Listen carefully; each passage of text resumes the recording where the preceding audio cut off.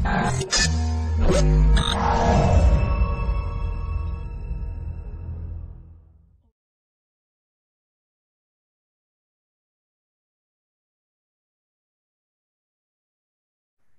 jamaah rahimani Allah wa iyyakum, untuk masalah 10 kaidah dalam tazkiyatun nufus atau penyucian jiwa, alhamdulillah pada kesempatan kali ini kita akan masuk menjelaskan poin yang kelima. Dan sekedar mengingat kembali bahwa untuk masalah tazkiyatun nufus ini sudah kita sampaikan 4 poin. Yang pertama adalah yang merupakan pokok dari tazkiyatun nufus adalah hendaknya kita benar-benar mengesahkan Allah, mentauhidkan Allah. Dan para jamaah sekalian, saya tekankan hal ini, sangat penting hal ini Benar-benar mengesahkan Allah, beribadah hanya kepada Allah, jauhkan berbagai macam kesyirikan, pengagungan, pengkultusan kepada selain Allah. Ibadah itu mutlak hak Allah semata. Bersungguh-sungguhlah untuk hal ini Kelak di akhirat kita benar-benar akan tahu faedahnya Di dunia kita sudah tahu secara kaidah-kaidah yang ada, dan di akhirat akan semakin terasa. Semoga Allah Subhanahu wa taala memberikan istiqomah pada kita dalam mentauhidkan Allah hingga ajal datang kepada kita. Amin ya rabbal alamin. Kemudian yang kedua yang sudah kita sampaikan, siapa yang ingin tazkiyatun nufus, membersihkan dirinya, banyak-banyak berdoa, mohon pada Allah. Mohon kepada Allah, dan ini termasuk ibadah berdoa ini. Dan ketika dia berdoa, mohon hanya kepada Allah, jangan pada siapapun selain Allah. Doa hanya ditujukan pada Allah. Setinggi apapun kedudukan manusia, tidak boleh dia berdoa kepada manusia. Entah itu mungkin ahli kubur, Syekh Ahmad Badawi, Abdul Qadir Jailani, atau Asyadili, atau siapa saja. Tidak boleh kita memohon pada mereka. Hatta pada Rasulullah SAW kita pun tidak boleh berdoa memohon pada beliau. Beliau manusia seperti kita, tidak boleh ditujukan ibadah. Jadi siapa yang ingin membersihkan dirinya, mohon hanya kepada Allah Subhanahu wa taala. Kemudian yang ketiga, bahwa sumber penyucian jiwa adalah Al-Qur'anul Karim. Dekatilah Al-Qur'anul Karim. Bacalah dia. Pelajari hal-hal yang penting yang harus kita lakukan seputar Al-Qur'anul Karim. Kita tadabburi, kita pelajari, dan kita amalkan. Karena itu dapat menyucikan jiwa seorang hamba. Kemudian yang keempat, terakhir, dalam penyucian jiwa yang kita jadikan panutan adalah Rasulullah Sallallahu Alaihi Wasallam. Seorang alim pun, semulia apapun dia, masih terluput dari, masih bisa salah, tidak terluput dari kesalahan. Ataupun Rasul Sallallahu Alaihi Wasallam tidak beliau maksum, terjaga dari hal semacam itu, dari hal-hal yang hina, rendah dan sebagainya. Oleh karenanya kita jadikan Rasul sebagai panutan. Seandainya kita mengikuti ulama-ulama tertentu, itu pun karena mereka mengikuti jejak Rasulullah Sallallahu Alaihi Wasallam. Tetap kembalinya semuanya kepada Rasul Sallallahu Alaihi Wasallam. Nah, karena beliau selain Nabi, Rasul, panutan, qudwah hasanah, demikian pula beliau sebagai dokter hati. Para Nabi dan Rasul, termasuk Nabi kita Muhammad Sallallahu Alaihi Wasallam sebagai Nabi yang paling mulia, pemimpin para Nabi dan Rasul, beliau paham betul bagaimana jiwa seseorang itu bisa bersih, bisa suci. Caranya kita terus berusaha untuk mengikuti tuntunan beliau Sallallahu Alaihi Wasallam bagi yang benar-benar menginginkan kebersihan, kesucian jiwanya. Dan itu kaidah yang keempat yang sudah kita sampaikan. Sekarang kita masuk kaidah yang kelima, dan majelis kita ini adalah majelis membaca terjemah, terjemah kitab. Jadi saya baca,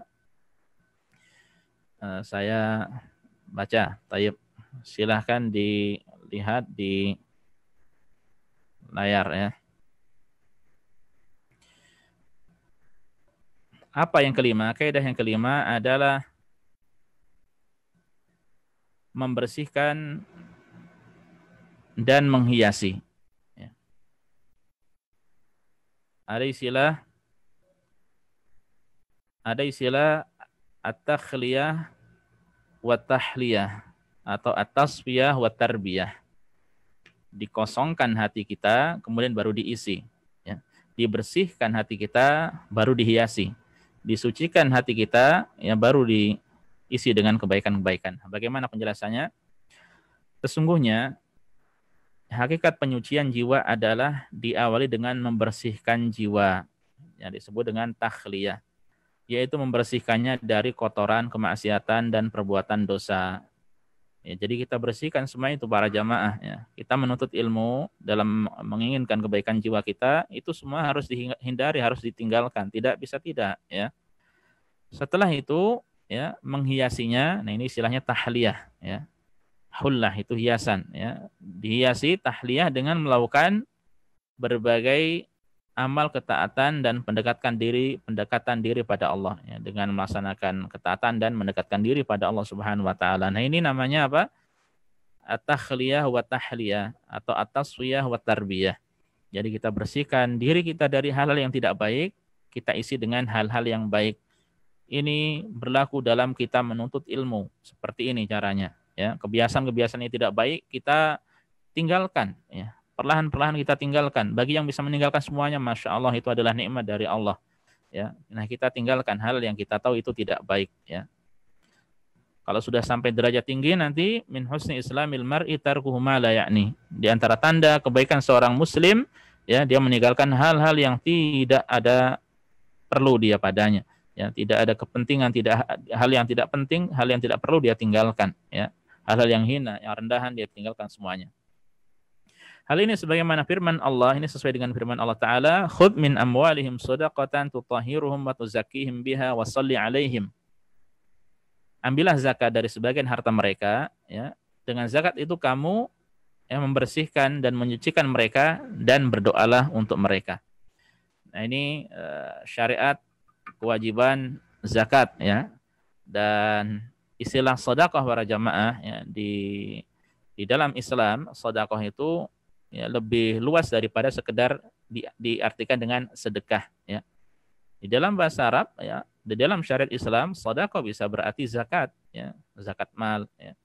Juga bisa berarti apa? Sedekah, ya. Sedekah yang hukumnya sunnah, tidak sampai derajat wajib. Nah, lalu bagaimana penjelasan dari ayat ini? Ya, ambillah zakat dari sebagian harta mereka, dengan zakat itu kamu membersihkan dan mencucikan mereka dan berdoalah untuk mereka.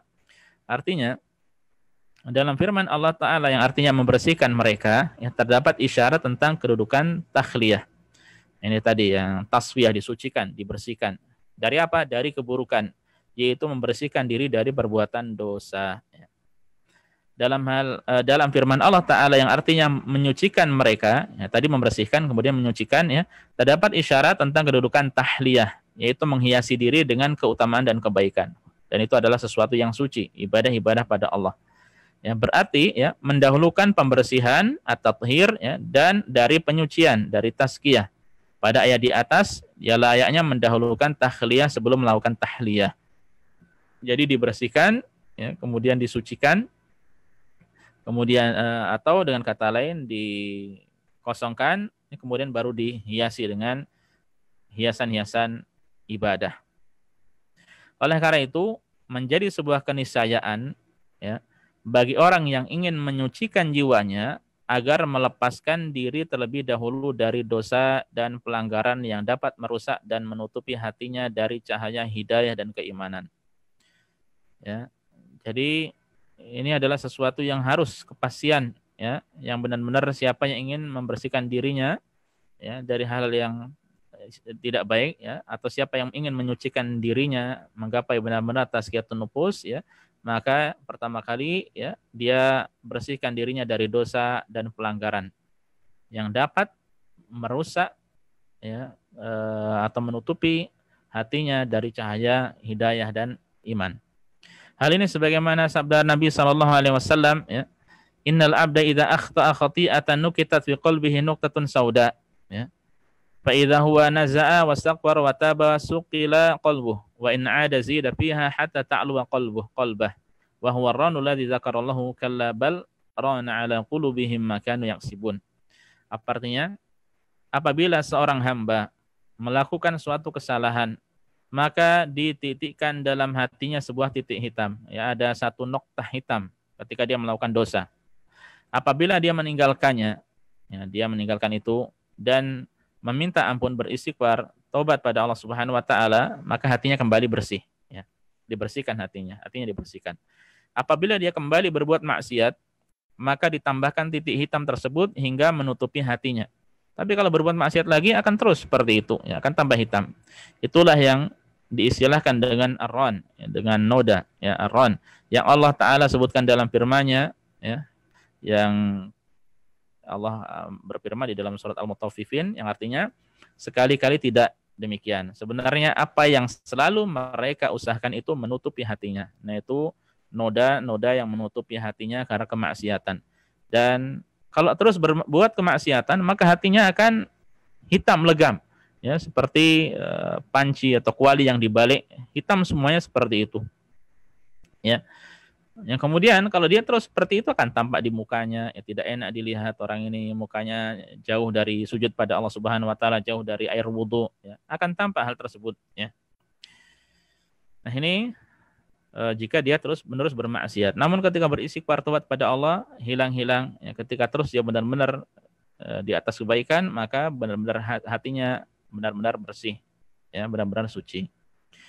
Kemudian setelah itu dia dapat bersungguh-sungguh memperbanyak amal soleh yang dapat menyucikan jiwanya sebagaimana firman Allah Ta'ala. Nah, setelah dia membersihkan diri dari hal-hal yang buruk, ya, kemudian, ya, hal yang dilakukan adalah dengan memperbanyak amal-amal soleh yang dapat menyucikan dirinya, ya. Allah berfirman, walladzina jahadu fina lanahdiyannahum subulana wa innallaha lama'al muhsinin.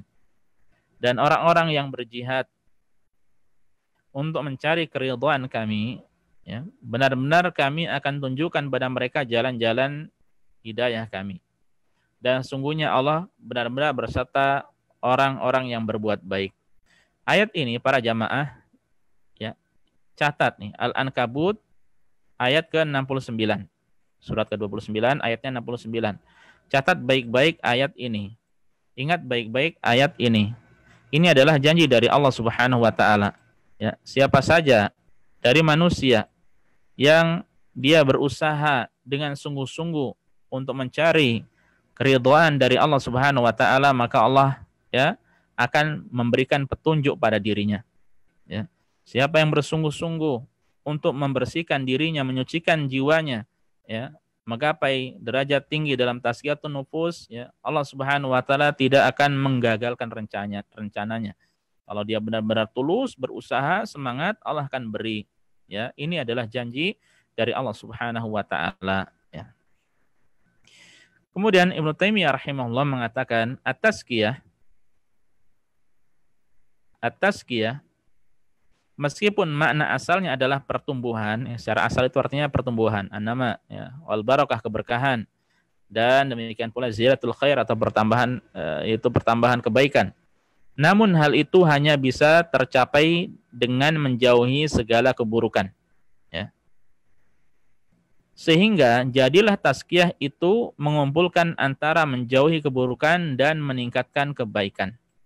Nah, ini, ya, at-tazkiyah secara asalnya yaitu pertumbuhan, keberkahan, ya, tambah kebaikan, ya. Namun hal itu bisa didapatkan, ya, dengan menghilangkan keburukan, ya. Kalau tidak ditinggalkan keburukan, bagaimana dia bisa sampai seperti itu, ya. Oleh karenanya orang yang benar-benar ingin membersihkan hatinya harus mengumpulkan dua hal ini, ya. Dikosongkan dan diisi, ya, dibersihkan dan disucikan. Dibersihkan baru diisi dengan amal-amal kebaikan. Kemudian ketika menjelaskan firman Allah Subhanahu wa taala, balillaha yuzakki may yasha. Namun sebenarnya Allah lah yang membersihkan siapa saja yang Dia kehendaki, ya.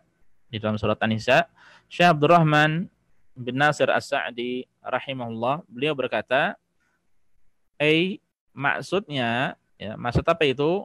Allah menyucikan siapa yang Dia kehendaki dari hambanya, yaitu Allah membersihkan diri mereka dengan iman dan amal soleh, ya. Membersihkan mereka dengan iman dan amal soleh, yaitu dengan takhalli, ya, dan dengan membersihkan diri dari akhlak yang buruk, dan at-tahalli, menghiasi diri dengan sifat-sifat yang mulia. Ya, at-takhalli, at-takhliyah berarti tadi taswiyah. Ya, dikosongkan. Ya, dikosongkan. Adapun tahalli, ya, atau tahliyah atau tarbiyah berarti dihiasi.